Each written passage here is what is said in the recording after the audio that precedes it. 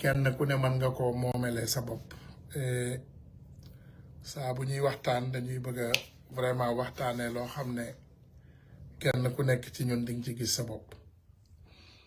waaw fan yii yëpp defe naa gis ngeen ñu ci ay xeex yu tàng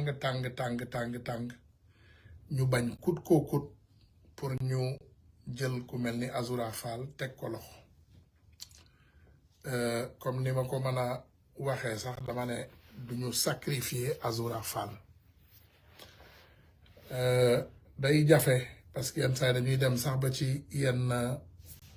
poste yi dañuy bind ne système baa ngi fi ba léegi c'est pourri comme ni ko président Ousmane Sonko daan waxee mu ne garab bu siditi ndëpp boo ko bëggee màggal xam naa ñun ñëpp ñu xam ko du dem donc non seulement da nga war a dagg garab bi mais da nga war a déraciner tous ces racines yu nëpp pour nga mën a planter waat garab bu bees pour mu mën a sax te dem démb ba léegi nag man dama am lu ma naqari xëy na peut-être ñu bari ci yéen même chose ngeen am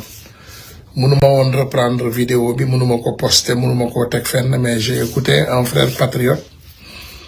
qui a tout illustré xool leen rek bu illustré lépp mu ne bi mu nekkee ci kaso bi dañu ko torture bu metti boo xam ne defe naa dégg ngeen vidéo bi duma yegg ci yenn détails yi pour par respect hein parce que góor la and I'm not gonna test his manhood duma ko tuutal mais frère boobu li mu wax ñun ñëpp dégg nañu et je pense que Kairé mi aussi Kairé 220 ah Kairé bi muy wax ba am ay kàddu yu mu yëkkati ba ne dafa am torture bu ñu ko doon torturer ci kaso bi pour mu pare ci torture bi daf leen wax li ñu bëgg a dégg duma bàyyi nag suñu frère Khalifa rappeur ginnaaw parce que Khalifa rappeur bi balaa papaam di génn àddina attaqué woon nañ ko fi bëgg koo sacrifier papaam dugal ci loxoom ñu génnee ko bu dem mais gëm naa ne buñ ci dugalaatul suñu loxo dinañu sacrifier doomu jàmbur boobu il faut savoir que le système est toujours là loolu dinaa def sax tey lu ma neexul ci système justice bi ci ñi ci gën a kawe jël leen ne am na ci ñu ci am ay appartement France imaginel nit ku war a gérer justice au Sénégal nga am salaire normal comme fonctionnaire nga am appartement bu 2 millions d'euros voire plus à Paris ñu ne ñun suñu justice ci sa loxo la nekk waxu mag la nag dafa soxla jàngat parce que kenn juddu fi fekk papaam ak ay milliards ci ñoom c'est des simples fonctionnaires wala naa ne sax c'est des simples nuñ leen di tuddee ñi jàng loi ñi nekk procureur wala juge wala yooyu ah ils sont simples mais Ousmane yàlla dafa def bi mu jëlee nguur gi man gëm naa yenn tànnee fii daf ko defee xol dafa xool ñu baax ñoo xam ne gëm na ne ci dossier am joué nañ ci rôle bu mag mu jël leen teg leen ci yenn position yi et cela n'est pas bon loolu baaxul voilà tànneefu sentiment la parce que Ousmane est quelqu'un extraordinaire dafa bari xam-xam nag Ousmane dafa bari xam-xam laaj leen encore magistrat voilà magistrat waaw comment peux-tu être un magistrat sénégalais rek magistrat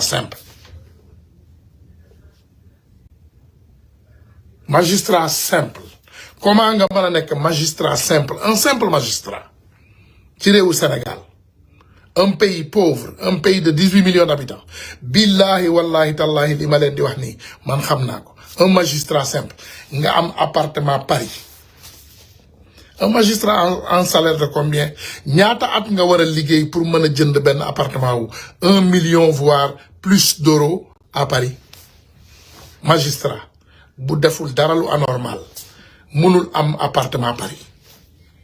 c'est pas possible mënu koo luxus mënu koo jënd mënu koo lijjanti mënu koo def dara bu nekk ci lu jub benn ñaar dama wax fii dinaa waxaat fii encore tey le colonel Cheikh Sarr de la gendarmerie kan moo ko génnee kaso ak lan moo ko génnee kaso un colonel de la gendarmerie corrompu qui a escroqué quelqu'un de 600 millions de francs CFA ñu jàpp ko tëj ko kaso ñu génnee ko mu dem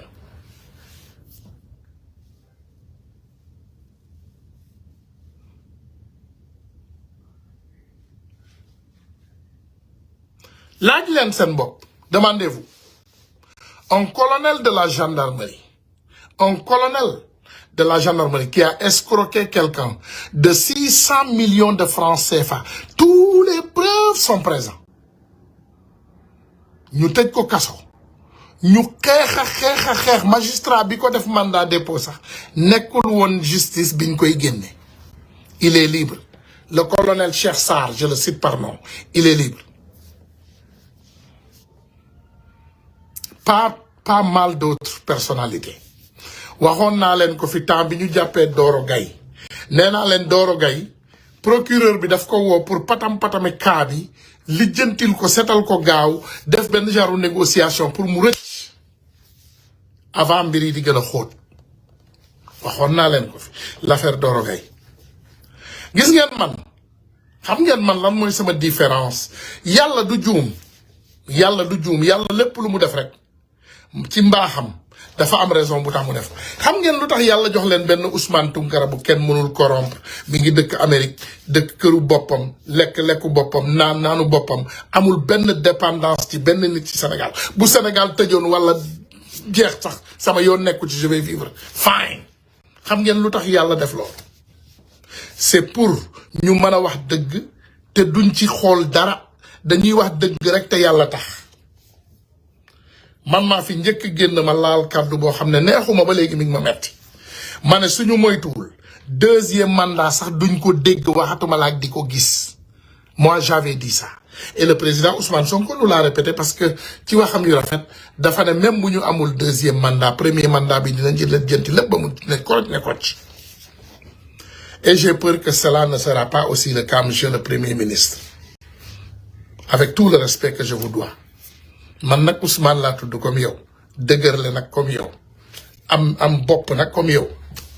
parce que nag ñi may wax loolu bu bari duñu comprendre loolu ba léegi je n'ai fait que le CM2 avec mon entrée en sixième bi ma ñëwee fii ci Amérique laa passé GED fii laa lijjanti lépp lu ma mën a def ci sama xam-xamu bopp ak samay pexe bopp billahi li ma dugg yëpp génn ci bu ma leen ko limaloon fii ñu bari ci yéen da ngeen di daw génn internet I lived ñëpp laa xam nag sama carnet d'adresse moo gën a riche bu gouvernement bu Sénégal je connais tout le monde j'ai pas besoin le gouvernement du Sénégal man soxlaw ma leen mais dafa am loo xam ne yàgg naa leen ko wax nee naa leen soo leen toogee seetaan bandi yi les kuluna la ils vont nous détruire they gonna kill us détruire xam nga bu ma la nee détruire vous avez fait une erreur vous avez pris votre plus grand ennemi le plus grand ennemi du Sénégal ngeen presque daggal ko bii rek ngeen def li ngeen ko defal moo gën a neex daggal bii da ngeen ko jox avion ne ko génnal donc am nga déjà am na crédibilité ak légitimité kenn mënul wax Macky Sall dara ci àdduna bi nit di la déglu parce que si vous dites que Macky Sall tey criminel la Macky Sall lii la Macky Sall reykatu nit la Macky Sall lële la si vous dites ça c'est que vous à les personnes que vous parlez xam nga lu ñu leen di wax ah bon vous un tueur un assassin vous l'avez donné l'avion privé du président pour mu génn réew mi après ngeen bàyyi ba mu dem ba yeggi Koulikoro après ngeen toog fii pour nous dire que Macky Sall est un délinquant c'est un tueur wala ngeen bàyyi ko muy def lu ko neex doomu Macky Sall barki Dembo Ndiaye toog ngeen un gouvernement vous l'avez convoqué faalewu leen sax xoromalu leen sax on dirait que vous tournez des films te du ma ne Ousmane Sonko parce que dafa am fulla président Bassirou Diomaye Diakhar Faye yow lay waxal ak ñi la wër parce que le président Ousmane Sonko il est solide et je sais que am na lu ko metti nag parce que monsieur le président nous on a cru en toi man on a cru en toi et on te respecte beaucoup mais gëm naa ne tollu ngeen foo xam ne des décisions doivent être prises parce que bu fekkee ne yaakaar ngeen ne réew mi ngi dox doxul non réew doxal ko du liggéey rek du wala ñu ngi fay bor yi ñu ngi def lii lépp dina baax déedéet c'est pas comme ça monsieur le président baaxul parce que les jeunes ne sont pas en sécurité ces jeunes qui vous ont libérés ne sont pas en sécurité jeunes yi nga xam ne ñoom ñoo xeex ils ont donné la vie ils ont donné corps et âme ba léegi ci ñoom bëgguma leen manquer respect ñun la ñuy woo man ñu mel ni ñun la ñuy woo ñu yorul benn ndombol tànk gouvernement yoruñu benn dërëmu gouvernement di ñu ñaan pour ñu fayal leen ay loyer di ñu ñaan pour ñu jàppale leen di ñu ñaan pour ñu dimbali leen ces jeunes nous le font nous pourquoi ça pourquoi nit war a mën a xeex ba libérer ab réew pour am jàmm ngay gën a torox loolu du mu waree nekk Ousmane Sonko dafa am lu ko metti j'en suis sûr et certain que fi mu nekk nii nekkul di nelaw nekkul di lekk ba suur parce que ki ko gën a jege maam Cheikh Ibra Fallam laa wax de dama koy waxaat répété ko maam Cheikh Ibra Fallam la ñu ne coppet yóbbu ça c'est notre porteur de drapeau du nit ku ne moo war a am accès ci Azoura Fall je ne dis pas que tout ce qu'il dit est excellent et magnifique yow nit ku la dagg say tànk nit ku yàq sa tànk yàq ay awra nit rey ay nit tëj ay nit torturer ay nit ñu ne yaa yoo Macky Sall mooy porter ay nit plainte ay nitu Macky Sall ñooy porter plainte léegi ci Sénégal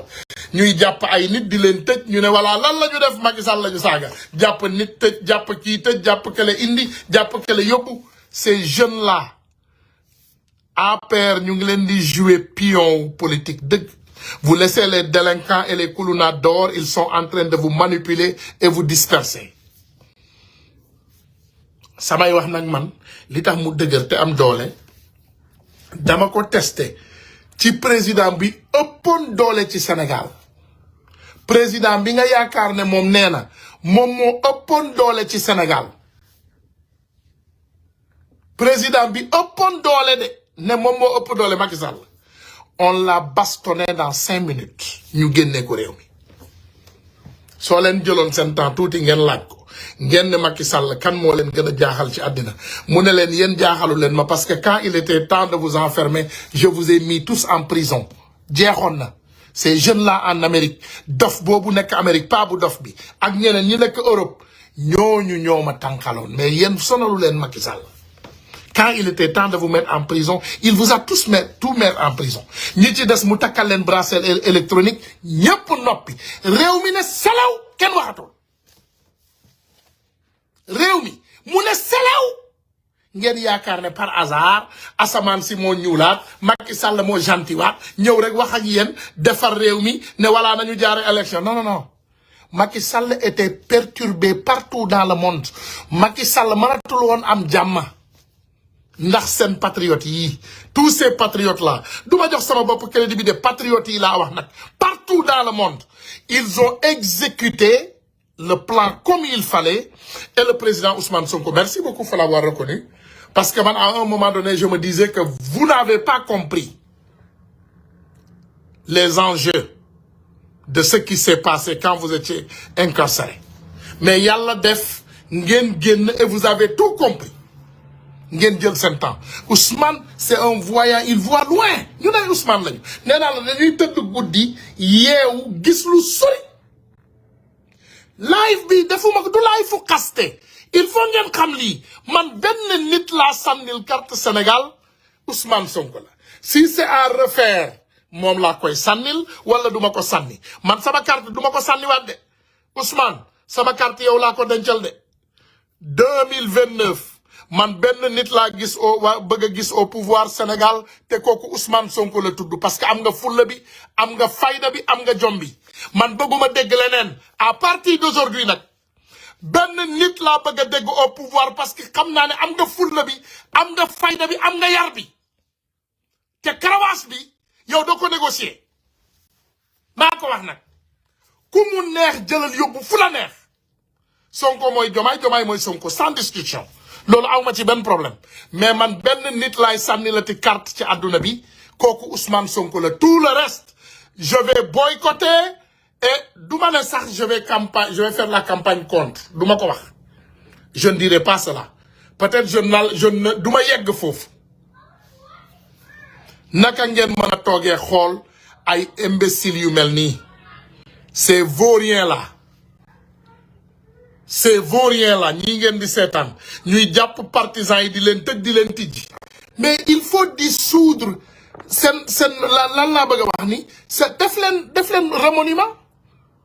dàq leen bandi yi deful seen liggéey il faut arrêter les délinquants qui sont en train de brûler le pays il y a les mêmes gendarmes Koulouna les bandits les délinquants waxoon naa leen ko quand cette dame Fatou Cissé est sortie elle a commencé à dévoiler li mu xam dafa bari tëjuñu ko noppiloo ko képp ku génn bëgg a wax bëgg a yëngal le président Ousmane Sonko sort il vous dit que zéro tolérance lan la ñu def ñu ne xaaral ñu dem jëli partisan yi lépp lu Ousmane indi pour loi bu baax ci réew mi ñu ne xaaral ñu dem tàmbali ci ay nitam voilà léegi yàq nañu réew mi yéen a ngi seetaana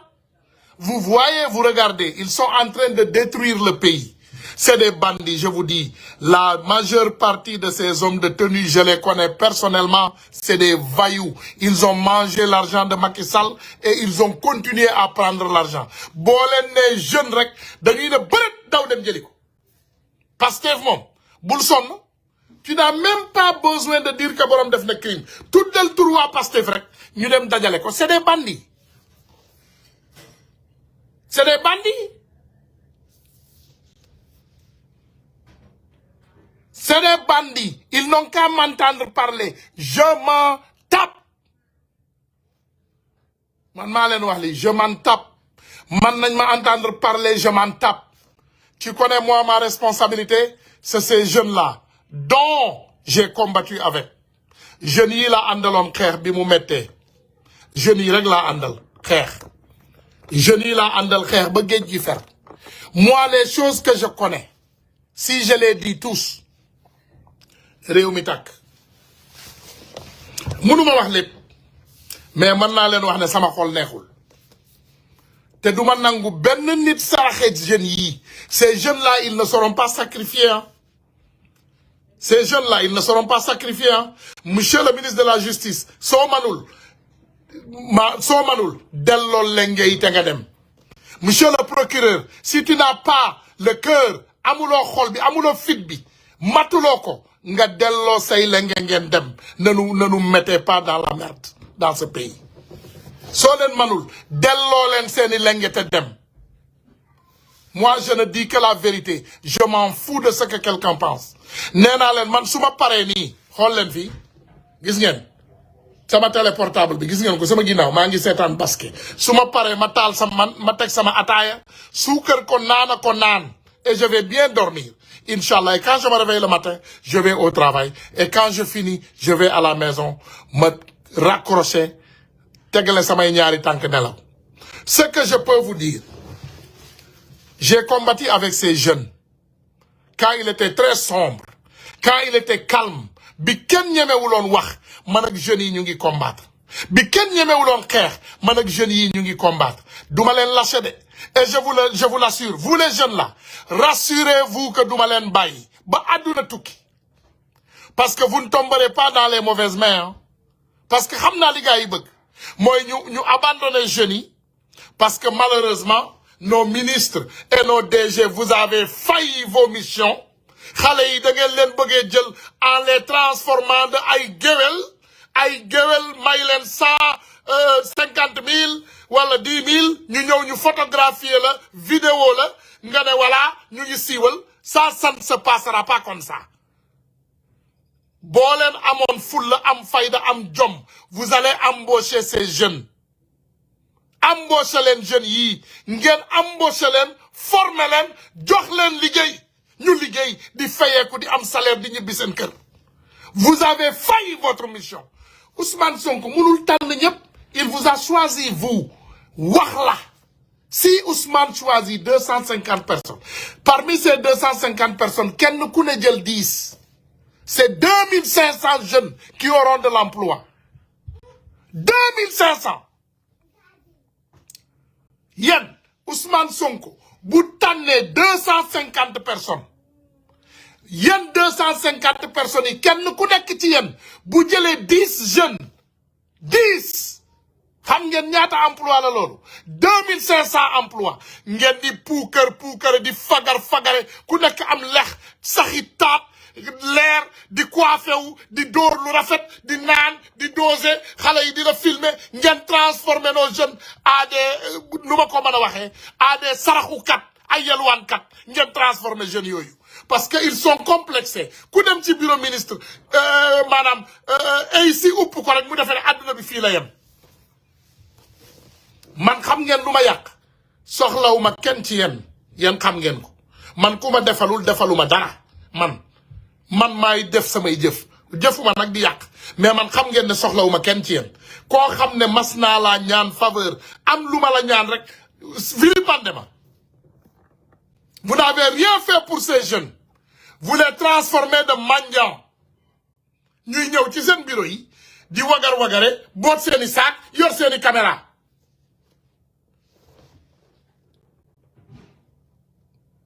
Mané, vraiment, ça ne va pas. Ça ne va pas. Ça ne va pas, hein. Ça ne va pas. Ce que je vois ne m'encourage pas. Li may gis neexuma. Li may gis metti na ma trop. Jeunes yi ni ngeen leen di bàyyee. Ni ngeen di bàyyee jeunes yi, ils vont devenir des mendiants. Ils se sont battus pour libérer un pays pour devenir des mendiants. Ni ngeen leen di abandonné. C'est pas un problème d'Ousmane Sonko. Bu fi kenn yeew ne Ousmane Tounkara dal na ci kaw Ousmane Sonko. Non, non, non. Ousmane Sonko a fait ce qu'il fallait faire. Il vous a choisi. Ses proches. Il vous a choisi. Bon naa leen wax de. Ma wax. Man naa leen wax de. Yéen am ngeen ay employés ndeysaan ba am ay employés yoo xam ne ay galu homme d'affaires yi gën a mag ci Sénégal sax ñu ngi liggéey ci seen biir bureau yi te yéen xamu leen ci dara. Nitu Macky Sall yi ñoom ñëpp ñu ngi ci seen biir bureau yi. Vous ne savez pas ci seen biir bureau yi ministre bu ma ci woo ci suuf ma wax la kan la. Ku ma ci woo assemblée nationale ma wax la kan la sa bureau. Seen bureau yi yéen a ngi ak ay secrétaire wala yenn nit yoo xam ne ñu ngi doxaanante ak ay milliardaires Macky Sall lépp loo leen yendoo ñu jël ko dem fanaanoo ko foofu wax leen ko. Et il se prépare. Ngeen toog di bàyyi ñuy sacrifier ces jeunes là. Écoutez ce jeune là bii génn mu ne yàq nañu àddinaam mënatul am doom. Il ne peut plus avoir de bébé. Ay DAGE yoo xam ne ci seen ministère yi ils ont détourné des millions. Il y a toujours les DAGE de Macky Sall dans vos bureaux en train de gérer. Gendarmerie ay nitu Macky Sall la nga fa ba léegi wax naa leen ko. Nee naa leen keroog bi Ousmane Sonko di takkal benn nit bi insigne tuuti ma wëccu.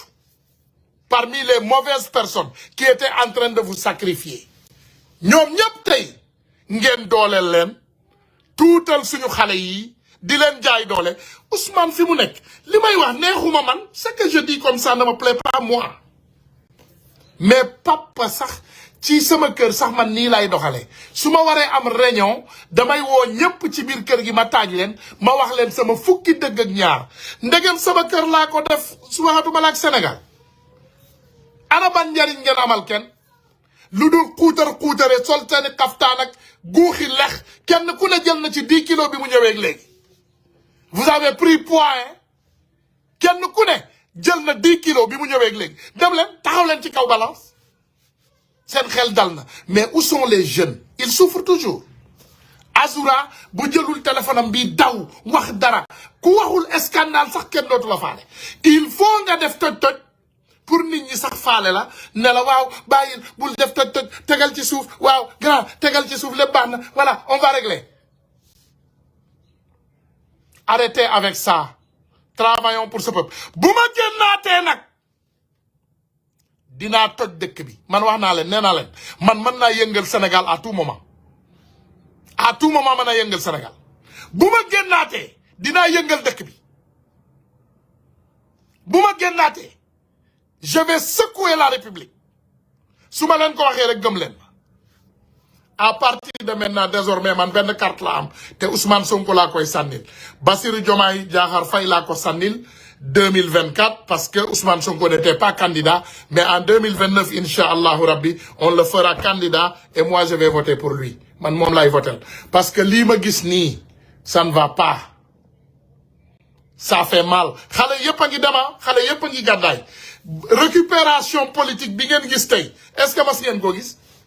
xool leen tey ay opposants yu jóge fële ay nit yoo xam ne tekki wuñu dara ci Sénégal teg seen ay koppati seen diggu bopp yi daagare ba justice ne ñoom dañu ñëw soutenir Azoura Fall ngeen defee ne ñooñu Azoura Fall lañu ñëw supporté déedéet récupération politique la ñuy def c'est de la récupération politique xam nañu ne xale yi mer nañu xam nañu ne xol yëpp yéeg nañu fi mu ne léegi ñuy récupérer xam nga man ñaata nit ñoo may woo par jour ah jàppale ma grand man de fii laay laaj man de réew mi laa bëgg man de boo ma jàppalee du mel ni ñële danga may wax rek ñaata nga soxla je mets l'argent sur la table on travaille ensemble lii lañ may wax man chaque jour on me fait des offres chaque jour ñu defal ma offre boo leen ma gëmul man nag lépp lu xew damay garder ay photos man lépp j'ai les photos comme preuve j'ai les conversations yëpp mi ngi ma yor ay nit approché ñu bis bu ne waaw jàppale ma xam nga sa ñii duñu dem jàppale ma man duma def ni ñoom je vais investir man dinaa def jox la loo leen bëgg ñu teg ci sur la table on est en train de se ruiner nous-mêmes lii du rupture déedéet monsieur le premier ministre man xam naa la te xam naa sa doole te xam naa sa capacité man xam naa sa capacité de I know your capacity and I know you can change things very quickly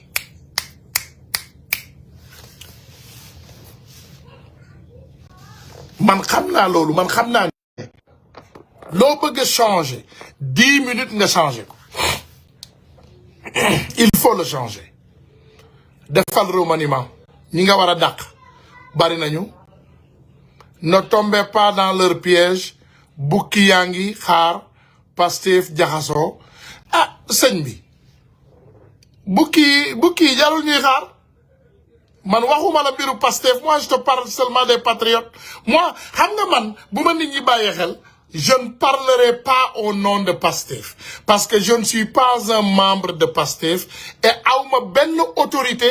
bu ma war a wax ci turu Pastef benn autorisation mais je parlerai au nom du Sénégal parce que j'ai combattu et j'ai sacrifié ma vie pour libérer mon peuple Sénégal moom ku bëggul ma wax ci toxul Guinée-Bissau wala nga toxu Mali wala nga toxu Burkina Faso wala nga toxu fu la neex je parlerai du Sénégal ndax xam nga lan la bi Sénégal soxlaa dama xar sama tànku tubéy nanguwuma kenn ëppale ma ci nanguwuma kenn jiitu ma ci xeex bi j'ai mis ma vie en danger et la vie de ma famille en danger man yemuma ci ay wax comme niñ koy waxee génn naa duma nañ ma gaañ nañ ma xas nañ ma saaga nañ ma ndey chaque jour ñu saaga ma ndey yàq nañu samay investissement saboté nañu yàq nañu sama der puub nañu sama kaw bopp puub nañu sama buntu kër lépp def nañ ko ils ont même essayé d'assassiner mes propres enfants donc man dinaa wax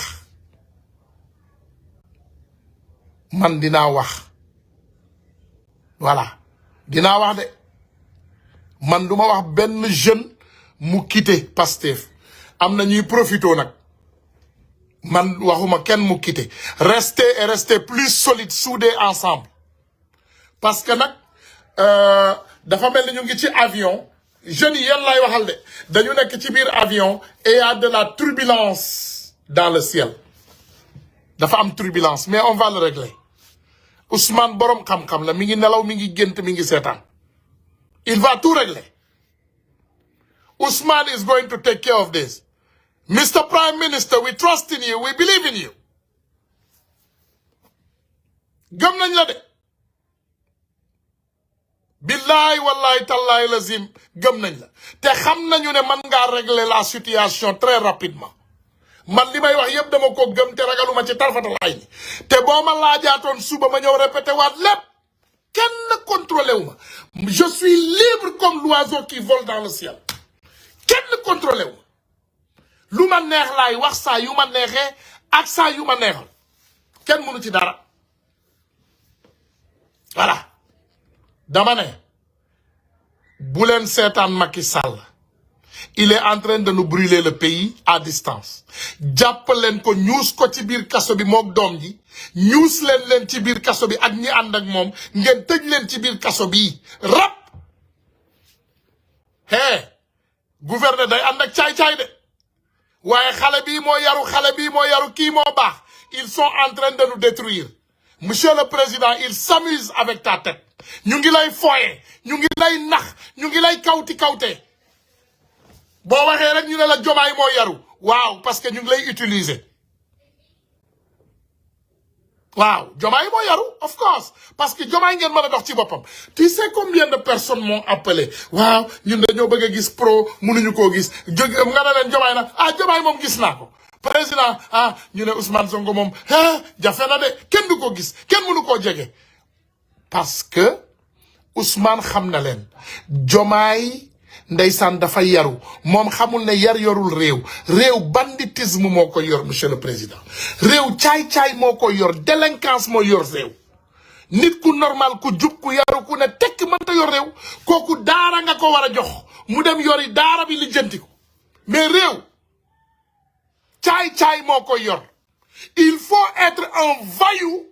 un mécréant ku dëgër xol nga jàpp leen di leen ñuul si biir kaso bi di leen tëj sànni caabi ji tëj sànni caabi nga ne patt bàyyi leen ci biir ay rupture yéen a toog fii di wax ay rupture Sénégal am na rupture kii rey sa ndey rey sa baay rey say doom rey sa waa kër nga ne Sénégal am na rupture jarul tëj voilà nañu bàyyi justice bi ñu ngi liggéeyaa amul benn rupture am na rupture y a aucune rupture dans ce pays amul benn rupture d'accord beaucoup de choses ont changé les détournements de deniers publics yéen a ngi koy régler mais règlement bi dafa bari yoon yoo xam ne da ngeen ko war a régler et le président Ousmane Sonko est fatigué le président Ousmane Sonko est fatigué ngeen jàpp xale yi di leen tëj di leen jaay doole Ousmane Sonko nee na leen saa bu toogee li ko gën a naqari ci àddinaam mooy li ñu def doomu jàmbur yi te man xam naa ko je le connais personnellement man xam naa ne Ousmane dara neexu ko ci li ngeen nekk di def nii dara neexu ko ci il souffre mais mënul wax ci lépp le président Ousmane Sonko ne peut pas parler de tout il ne peut pas parler dans tout waaye le président Bassirou Diomaye Diakhar Faye changer sa comportement te nga dëgëral sa comportement commencer ñangal di dóor ay noir fumé del dóor ay noir fumé sama waay ngay tëj di bandi yi ci kaso bi del sol ay noir fumé voilà solal ay costume yu frotté ngay waaxu man kinaa bi doy naa tu es le plus beau président de l'Afrique le plus gentil waaw mais dañu bëgg nga sadique tu es trop gentil il faut devenir sadique del dool ay noir fumé nga bonde nga def ni Donald Trump jékki-jékki rek dafiy waxi dof commencé jàpp ñëpp déporté commencé jàpp ñëpp di tëj léegi Sénégal changé le Sénégal va changer dooral say noir fumé nga ñàngal nga bàyyi taar sa karaw bi mi ngi liis yaa ngi rafet yaa ngi leer pourquoi tu dois être froissé et vraiment sadique danga solal chemise bul sol costume solal chemise wagas bray nga téléphoné say tëj leen diw jëli leen ko diw deful dàq ko mais attends c'est quoi ça monsieur le président dooral ay noir fumé baax nga lool man bañu ma la de mais tu es trop gentil pour gérer un pays comme le Sénégal. Le Sénégal est un pays de délinquants et de voyous. Donc, il faut enlever le costume et enlever le kaftan et mettre des chemises noires pour mu bañ a tilim. Nga door ay noir fumé, nga sadik. xoolal sama waajale moom buy dox du sourire du ree day frax sama joolaa bi moom il est sérieux dans ce qu'il fait il ne blague pas da ngay sadique monsieur le président da ngay sadique non da ngay sadique du ma def ndànk pourquoi si gentil da ngay sadique monsieur le président bu ñu gentil woon billahi doo leen jot ci nguur mi de ñun dañu sadikoon sadik boo xam ne nee naa la Macky Sall à un moment donné famille mi dañu doon woo di jooy ñu ne vraiment oui vraiment Tunkara bàyyi leen vraiment bàyyi leen teg leen ci suuf ah waay président Macky Sall sama diggante ak yàlla ak yonent bi li may mu wax billahi wallahi timis moo jot bu fekkee li may wax yàlla naa lakk yowmal xiyam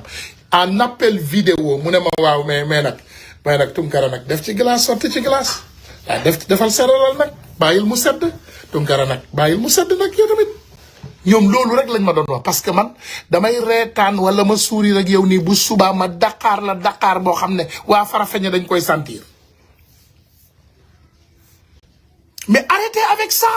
tu es trop gentil dans un pays lâche des tueurs des assassins des voleurs des criminels tu es gentil monsieur le président tu es trop gentil ay Maïmouna Ndour Faye ñooñu fan nga leen war a recevoir pourquoi vous devez recevoir ces imbéciles là ay Maïmouna Ndour Faye monsieur le président kooku waruloo koo may fu mu waxee Maïmouna Ndour Faye c'est la télévision Mille Collines Seneweb télévision Mille Collines Télé Bougane télévision Mille Collines ma ne la bandi yi délinquants yi bari nañu ci mim réew monsieur le président sois vraiment rigoureux dooral ci kaw table bi tape sur la table man dama sadika nitu Macky Sall yi xam nañ ko demal nga xool kuluna yi bu ñuy kuluna yi dañ ma mere moi ils sont pas gentils avec moi ils sont vraiment lâches avec moi parce que mayuma leen dara monsieur le président tu as notre soutien yow li nga xamul mooy ñun ñoo ëpp doole ci Afrique nous on n'est plus puissant en Afrique li ñu def ci histoire Afrique musul am ça n'a jamais existé dans l'histoire de l'Afrique man fii ma toog nii Guinéens yi sax bu ma leen attaqué dañuy trembler Maliens yi bu ma leen attaqué ñu trembler Burkinabé yi bu ma leen attaqué kañuma ci ñii ngay xeexal les kuluna lak sama genn wàllu journée kañul ci ñoom tu as notre soutien mais vraiment xale yi protéger nos jeunes Azoura n'a qu'à rentrer chez lui suñu yoon nekkul ci jëlal décret dàqal ministre de la justice nga dàq procureur dàqaleen ñoom ñëpp ci xaj nga indi say nit teg fa mais jël leen Waly Diouf Bodian jox leen ko maanaam ministre de la justice jël leen gars yu sadiki xool leen ñi dëgër ak xol ah ñi nga xam ne vraiment ñii xam nga ne mën nañu lekk muus bu ñu toggul yàpp bu ñu toggul nga jox leen mbir mi donc il faut les donner am nañu dul sourire là-bas au Sénégal il y a des personnes qui ont des cœurs durs ñooñu ngay xool place yi gën a dëgër yi gën a takkaar naase nga jox leen ko du ma jël nag téléphone kenn du ma déglu audio wu kenn jarul ngeen di sonal seen bopp di ma woo waaw grand tegal ci suuf damay sadik rek bu ma génnee tey nii du sadik naa suba bu ma génnee ma ñëw lakk daay bi du ma jël kenn du ma déglu kenn donc ne perdez pas votre temps ku bëgg a xalaatoon yónnee message gardel sa message ku xalaatoon def appel gardel sa appel dama jëlul kenn du ma déglu kenn parce que damay préparer ay bombe te su ma préparer guerre du ma wax ak kenn donc jarul sonal seen bopp vraiment du ma wax ak kenn du ma wax ak kenn du ma déglu kenn booy yi ngeen bëgg a jàpp la guerre à la guerre na neex na saf nañu dem on n'a qu'à faire la guerre à la guerre du ma jël kenn du ma déglu kenn du ma lire message u kenn du ma tontu kenn waaw Mimi Touré jox leen Mimi Touré justice bi donnez la justice à Mimi Touré donnez-la la justice ñun ñëpp nañ ko saraw taamini Sénégal soxla na la nañ la dénk justice bi dénkuñu la ko nag pour nga jub-jubal jubbanti dañ la dénk pour nga jàppal ñu bandi yëpp mettre en prison après nga delloo ñu ko prends tous les délinquants tu les mets en prison après tu nous retournes la justice ñu jox ko xale il faut reprendre les choses nañu nanguwaat mbir yi tegaat ko ci yoon loolu mooy dëgg Voilà. Tous les anciens là, anciens, monsieur le président, dakalen, dakal maguette yi nek fofu yep, renvoyé. Voilà. Sama yaay lak, sama tante lak, moi ministre bi lak, ministre, ils travaillent pas, il faut les renvoyer. Dakalen ñom ñep.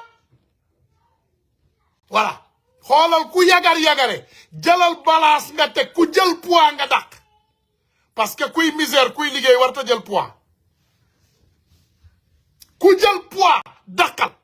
Ku jël poids dakal. Ku jël poids dakal. Yen ngeen waroon maigrir, di souffrir di misère, lex yi di génn, xaftaan yi di melax, mbaxane yi di melax, ngeen dangar dangare, ku nekk wagar wagare, xale yi liggéeyi ñu, xale yi ñëw di leen filmer nekk ay manjaan. Xale bu jóg rek yor caméra am diwa ngi di diwa mais loolu suñu géwél yi ñoo ko daan def lii suñu géwél yi ñoo daan def loolu mais attends diwa ngi nii rafet na de masha Allah ministre nangam toj na fi waay masha Allah DG yàq nga fi de masha Allah vraiment DG sa parfum bi xeeñ na du n'importe quoi c'est des mendiants ça loolu yoru réew xanaa ci ngénte la ñuy jëm maa ngi dégg ñu bari ñu naan fësal leen amul problème mën nañu fësal mais fay leen vous les entraînez ngeen fay leen ñu am salaire ñu fësal gratuitement yow ñu lay promouvoir yow ngay gën a takk di dem moo tax man gisu leen ma ci imbécilité yooyu de man pare naa ci yooyu de man fësaluma dara laa wax fësaluma kenn fulla ak fayda laa wax ku liggéey ñu wax ku liggéeyul ñu wax ku liggéey dinaa la wax ku liggéey baax wallahi billahi je serai le premier à te dire que tu es le meilleur mais ku liggéeyul man attaqué nañ ma ba ma sonn lu ne wax nañ ma ko lu ne dégg naa ko dara safatuma xam nga man li ma gënal man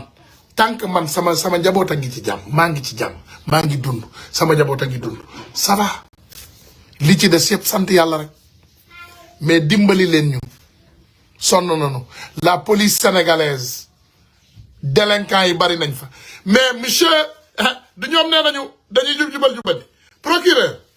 looy xaar xale bii génn fan yi yëpp di jooy ci Sénégal wax na la ñan ñoo ko def liñ ko def loolu leen di xaar pour autosaisir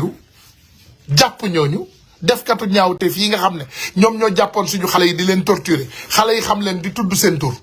les grands voleurs délinquants de la République loo leen di xaar vous attendez quoi?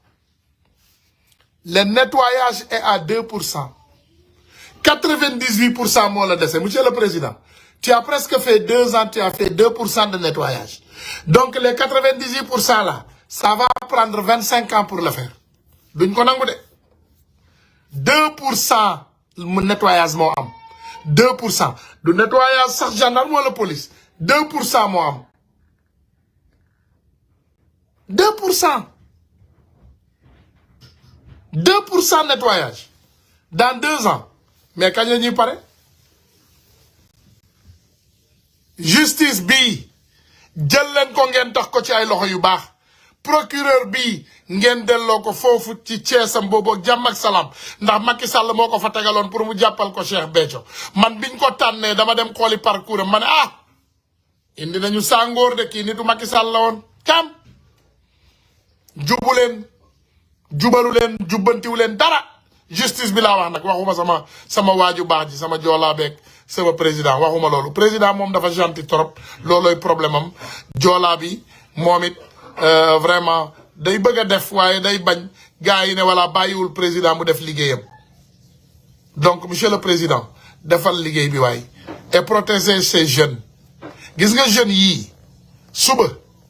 dinaa ñëwaat de jeunes yi di ngeen leen bàyyi tranquille de vous allez libérer ces jeunes là et les laisser tranquilles vous avez fait assez de mal torturer ngeen leen assez toroxal ngeen leen assez rey ngeen jeunes yi bàyyi leen may leen jàmm soo leen mënul jox liggéey foutez-leur la paix may leen jàmm ils sont tous traumatisés jeunes yi yëpp dañu war a gis ay psychologue tous ces jeunes là sont devenus